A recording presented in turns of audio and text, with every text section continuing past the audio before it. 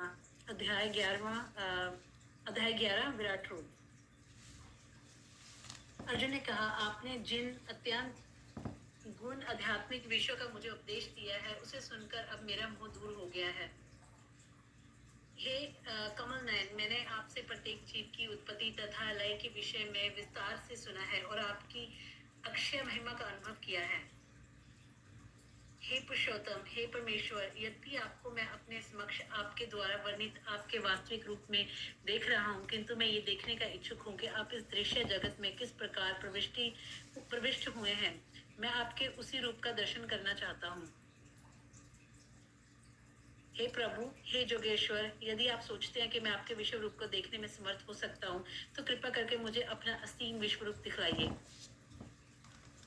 भगवान ने कहा, हे अर्जुन, हे पार्थ, अब तुम मेरे ऐश्वर्य को, सैकड़ों हजारों प्रकार के दैवी तथा विविध रंगों वाले रूपों को देखो।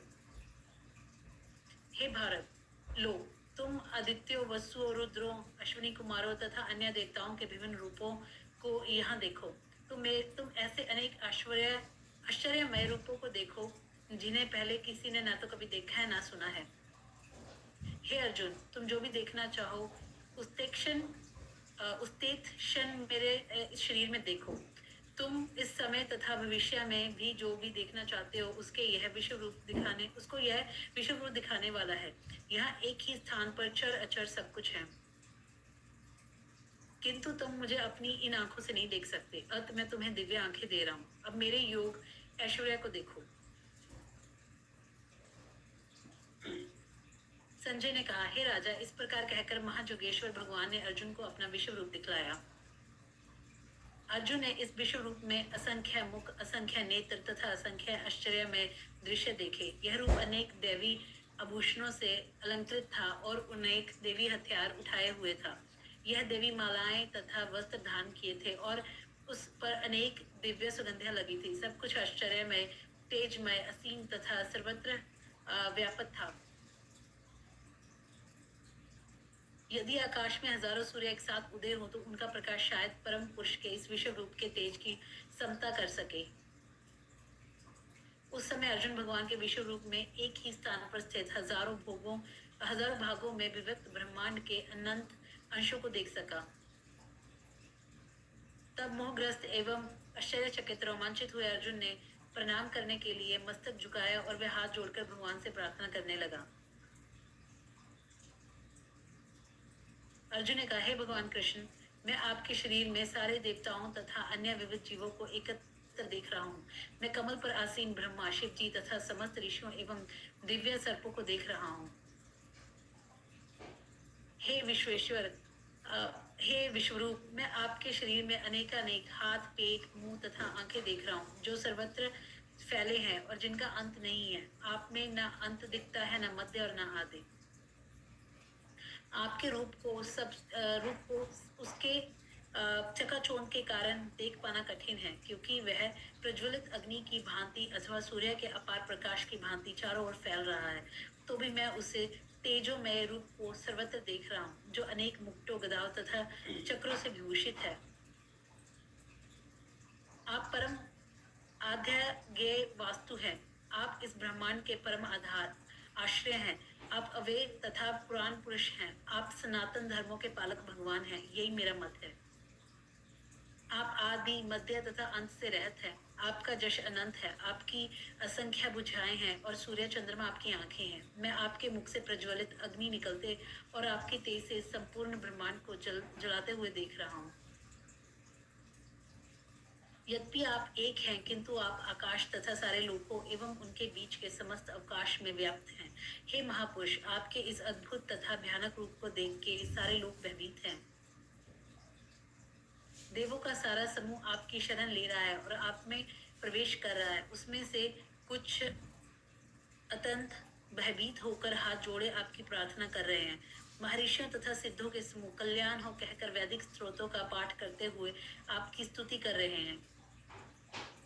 शिव के विविध रूप, आदित्य गण, वसु, साध्य, विश्वदेव दोनों, अश्विनी कुमार, मुरुदन, पितृगण, गंधर्व, यक्ष, असुर तथा सिद्ध देव सभी आपको आश्चर्यपूर्वक देख रहे हैं। हे महाभाव, आपके इस अनेक मुख, नेत्र, बाहु, जांघ, पांव, पेट तथा भयानक दांतों वाले विराट रूप को देखकर देवतागण सहित सभी लोग अत्यंत विचलित हैं और उन्हीं की तरह मैं भी हूँ। हे सर्वव्यापी विष्णु, नाना हे सर्वव्यापी विष्णु, नाना ज्योतिर्मयी रंगों से युक्त आपको आकाश का स्पर्श करते मुख फैलाए तथा बड़ी बड़ी चमकती आंखें निकाल के देखकर भय से मेरा मन विचलित है।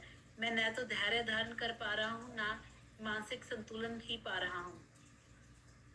हे देवेश, हे जगनिवास, आप मुझ पर प्रसन्न हो। मैं इस प्रकार से आपके प्रलयाग्नि स्वरूप मुखों को तथा विकराल दांतों को देखकर अपना संतुलन नहीं रख पा रहा। मैं सब ओर से मोहग्रस्त हो रहा हूँ। धृतराष्ट्र के सारे पुत्र अपने समस्त सहायक राजाओं सहित तथा भीष्म, द्रोण, कर्ण एवं हमारे प्रमुख योद्धा भी आपके विकराल मुख में प्रवेश करे हैं। उनमें से कुछ के शिरों को तो मैं आपके दांतों के बीच चूर्ण हुआ देख रहा हूँ। जिस प्रकार नदियों की अनेक तरंगे समुद्र में प्रवेश करती है, उसी प्रकार ये समस्त महान योद्धा भी आपके प्रज्वलित मुखों में प्रवेश कर रहे हैं। मैं समस्त लोगों को पूर्ण वेग से आपके मुख में उसी प्रकार प्रविष्ट होते देख रहा हूँ, जिस प्रकार पतंगे अपने विनाश के लिए प्रज्वलित अग्नि में कूद पड़ते हैं। हे विष्णु, मैं देखता हूँ कि आप अपने प्रज्वलित मुखों से सभी दिशाओं के लोगों को निगल रहे हैं। आप सारे ब्रह्मांड को अपने तेज से अपूरित करके अपनी विकराल झुलसाती किरणें सहित प्रकट हो रहे हैं। हे देवेश, कृपा करके मुझे बतलाइए कि इतने उग्र रूप में आप कौन हैं। मैं आपको नमस्कार करता हूँ, कृपा करके मुझ पर प्रसन्न हो। आप आदि भगवान हैं। मैं आपको जानना चाहता हूँ, क्योंकि मैं नहीं जान पा रहा हूँ कि आपका प्रयोजन क्या है। भगवान ने कहा, समस्त जगतों को विनष्ट करने वाला काल मैं हूँ, और मैं यहाँ समस्त लोगों को विनाश करने के लिए आया हूँ। तुम्हारे पांडवों के सिवा दोनों पक्षों के सारे योद्धा मारे जाएंगे। अथ उठो, लड़ने के लिए तैयार हो और जश अर्जित करो। अपने शत्रु को जीत कर संपन्न राज्य का भोग करो। ये सब मेरे द्वारा पहले ही मारे जा चुके हैं। और हे सव्यसाची, तुम तो युद्ध में केवल निमित्त मात्र हो सकते हो। द्रोण, भीष्म, जयद्रथ, कर्ण तथा अन्य महान योद्धा पहले ही मेरे द्वारा मारे जा चुके हैं। अत उनका वध करो और तनिक भी विचलित ना हो। तुम केवल युद्ध करो। युद्ध में तुम अपने शत्रु को प्रयास करोगे। संजय ने धृतराष्ट्र से कहा, हे राजा, भगवान के मुख से इन वचनों को सुनकर कांपते हुए अर्जुन ने हाथ जोड़कर उन्हें बारंबार नमस्कार किया। फिर उसने भयभीत होकर अवरुद्ध स्वर में कृष्ण से इस प्रकार कहा। अर्जुन ने कहा, हे ऋषिकेश, आपके नाम के श्रवण से संसार हर्षित होता है और सभी लोग आपके प्रति अनुरुक्त होते हैं। यद्यपि सिद्ध पुरुष आपको नमस्कार करते हैं, किंतु असुरगण भयभीत है और इधर उधर भाग रहे हैं। ये ठीक ही हुआ है। हे महात्मा, आप ब्रह्मा से भी बढ़कर हैं। आप आदि सृष्टा है, तो फिर आपको सादर नमस्कार क्यों ना करें। हे अनंत, हे देवेश, हे जगनिवास, आप परम स्रोत अक्षर कारणों के कारण तथा इस भौतिक जगत से परे हैं। आप आदि देव, सनातन पुरुष तथा इस दृश्य जगत के परम आश्रय हैं। आप सब कुछ जानने वाले हैं और आप ही सब कुछ हैं जो जानने योग्य है। आप भौतिक गुणों से परे परम आश्रय हैं। हे अनंत रूप, यह संपूर्ण दृश्य जगत आपसे व्याप्त है। आप वायु हैं तथा परम नियंता हैं। आप अग्नि हैं, जल हैं तथा चंद्रमा है। आप आदि ब्रह्मा है और आप प्रपितामह है। अत आपको 1000 बार नमस्कार है और पुनः नमस्कार है। आपको आगे पीछे तथा चारों ओर से नमस्कार है। हे असीम शक्ति, आप अनंत पराक्रम के स्वामी हैं। आप सर्वव्यापी हैं। आप सब कुछ है। आपको अपना मित्र मानते हुए मैंने हठ पूर्वक आपको हे कृष्ण, हे यादव, हे सखा जैसे संबोधनों से पुकारा है, क्योंकि मैं आपकी महिमा को नहीं जानता था। मैंने मूर्खतावश या प्रेम वश जो कुछ भी किया है, कृपया उसके लिए मुझे क्षमा कर दे। यदि नहीं, मैंने कई बार आराम करते समय एक साथ लेटे हुए या साथ साथ खाते या बैठे हुए, कभी अकेले तो कभी अनेक मित्रों के समक्ष आपका अनादर किया है। हे अच्युत, मेरे इन समस्त अपराधों को क्षमा करें। चराचर संपूर्ण दृश्य जगत के जनक हैं। आप परम पूज्य महान आध्यात्मिक गुरु हैं। ना तो कोई आपके तुल्य है, नहीं कोई आपके समान हो सकता है। हे अतुल शक्ति वाले प्रभु, भला तीनों लोकों में आपसे बढ़कर कोई कैसे हो सकता है। आप प्रत्येक जीव द्वारा पूजनीय भगवान हैं। अतः मैं गिरकर सादर प्रणाम करता हूँ और आपकी कृपा की याचना करता हूँ। जिस प्रकार पिता अपने पुत्र की जिठाई सहन करता है, या मित्र अपने मित्र की धृष्टता सह लेता है, या प्रिय अपने प्रिया का अपराध सहन कर लेता है, उसी प्रकार आप कृपया करके मेरी त्रुटियों को सहन कर लें। पहले कभी ना देखे गए आपके विराट रूप का दर्शन करके मैं पुलकित हो रहा हूँ, किंतु साथ ही मेरा मन भयभीत हो रहा है। अतः आप मुझ पर कृपा करें और हे देवेश, हे जगनिवास, आप पुरुषोत्तम भगवान स्वरूप पुनः दिखाएं। हे विराट रूप, हे सहस्त्रभुज भगवान, मैं आपके मुकुटधारी चतुर्भुज रूप का दर्शन करना चाहता हूँ, जिससे आप अपने चारों हाथ में शंख, चक्र, गदा तथा पद्य धारण किए हुए हैं। मैं उसी रूप को देखने की इच्छा करता हूँ। भगवान ने कहा, हे अर्जुन, मैंने प्रसन्न होकर अपनी अतरंगा शक्ति के बल पर तुम्हें इस संसार में अपने इस परम विश्व रूप का दर्शन कराया है। इसके पूर्व अन्य किसी ने इस असीम तथा तेजोमय आदि रूप को कभी नहीं देखा था। हे कुरुश्रेष्ठ, तुमसे पूर्व मेरे इस विश्व रूप को किसी ने नहीं देखा, क्योंकि मैं ना तो वेदाध्ययन के द्वारा, ना यज्ञ, दान, पुण्य या कठिन तपस्या के द्वारा इस रूप में इन संसार में देखा जा सकता हूँ।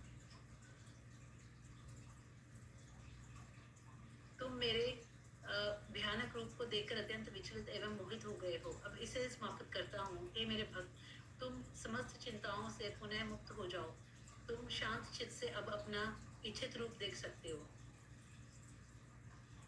संजय ने धृतराष्ट्र से कहा, अर्जुन से इस प्रकार कहने के बाद भगवान श्री कृष्ण ने अपना असली चतुर्भुज रूप प्रकट किया और अंत में दो भुजाओं वाला रूप प्रदर्शित करके भयभीत अर्जुन को धैर्य बंधाया। अब अर्जुन ने कृष्ण को उनके आदि रूप में देखा तो कहा, हे जनार्दन, आपके इस अति सुंदर मानवीय रूप को देखकर मैं अब स्थिर चित्त हूँ और अब मैंने अपनी प्राकृत अवस्था प्राप्त कर ली है। श्री भगवान ने कहा, हे अर्जुन, तुम मेरे जिस रूप को इस समय देख रहे हो उसे देख पाना अत्यंत दुष्कर है। यहाँ तक कि देवता भी इस अत्यंत प्रिय रूप को देखने की ताक में रहते हैं।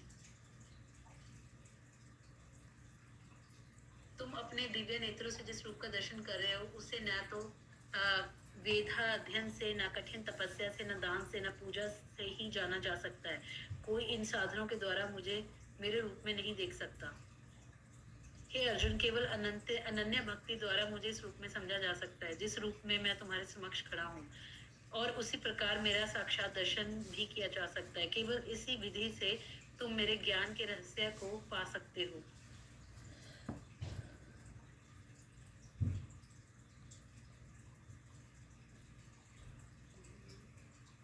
हे अर्जुन, जो व्यक्ति सकाम कर्मों तथा मनोधर्म के कल्मश से मुक्त होकर मेरी शुद्ध भक्ति में तत्पर रहता है, जो मेरी लिए ही कर्म करता है, जो मुझे ही जीवन लक्ष्य समझता है और जो प्रत्येक जीव से मैत्री भाव रखता है, वह निश्चय ही मुझे प्राप्त करता है।